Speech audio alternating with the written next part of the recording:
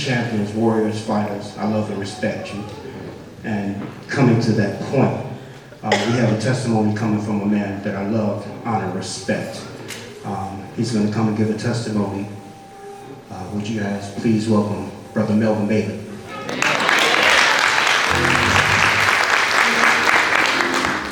Good morning, Progressive family. A few notes here, but I'm not going to preach. I just want to tell you about, I decided to try to find somebody to speak this morning. Normally, Brother Milton Martin does this part of Pender Brother. And he is with us today, but he is not quite feeling up to it. But I want to applaud him for being here.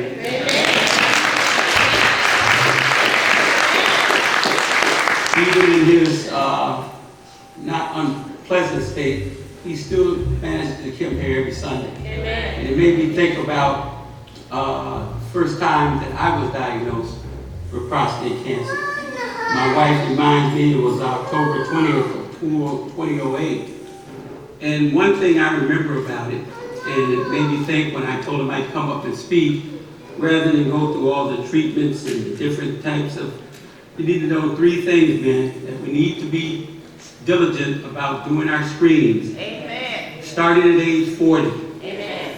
I know they recommend 50, but for men of color, minority men, we need to start doing it at age 40. In your annual screenings, PSA testings, as well as other types of testing to make sure that we're being kept up to date, getting annual physicals and semi-annual physicals if needed. They won't tell you all of it. So if you have a doctor that's not treating you and doing the things for you that you feel that keeps you up to date with your physical, you need to find someone, train the doctor, and get someone who will. So once you do that and you keep up with it, which is what I was doing from age 42 on, all of a sudden there's a report that comes that your counts are going up. They'll monitor and they'll keep an eye on it. Then the counts will suddenly move, and all of a sudden they'll say we need to do a biopsy. So you go along with it, and all of a sudden the news comes that you have cancer. And when I got the call, first thing like most guys say, you're kidding. It's a statement we all make, whatever it is. Whether it's about money, cancer, anything else, and the doctor said, no, I'm not. And when I had to tell my family that, they were very upset. I was, in a sense, but then I knew the other side of the coin was, I wasn't in charge of cancer. All right, all right. Getting it or relieving it. Right. That's not my department. My department is having the faith. And knowing who's in charge of taking care of that.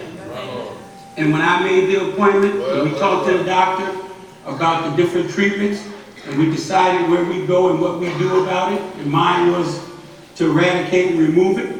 And they sent me to the specialist over there at Rush Copley in Chicago.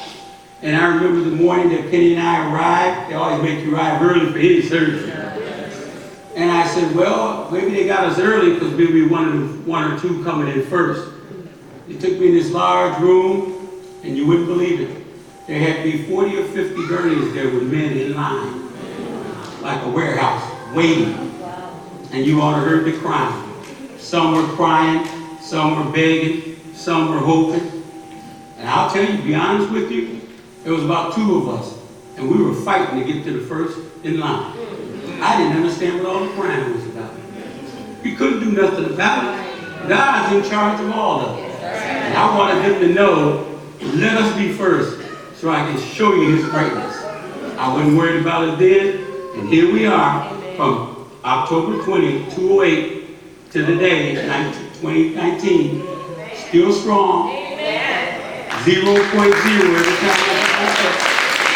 And I'm not worried about it. If your faith is strong, and you're where you should be, honestly where you should be, you don't have to worry about these things.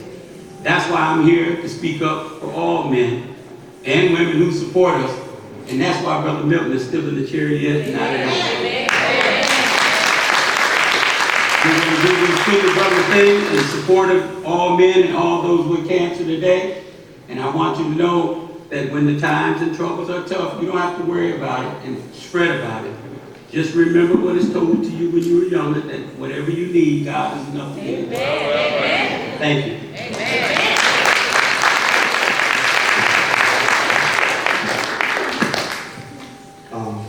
Does everybody have a pen? All the men, do you have a pen? If not, raise your hand and we'll make sure you get one. Everybody have one? You need one? Repeat these words after me. We commit ourselves to starting the conversation with a doctor about prostate cancer, getting screenings regularly, and scheduling follow-up visits when necessary. As we stand together in the fight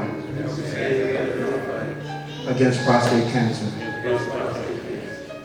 In observance of the many men whose lives have been touched by prostate cancer, and as a symbol of our stand against cancer. Okay, brothers, you may now pin a brother.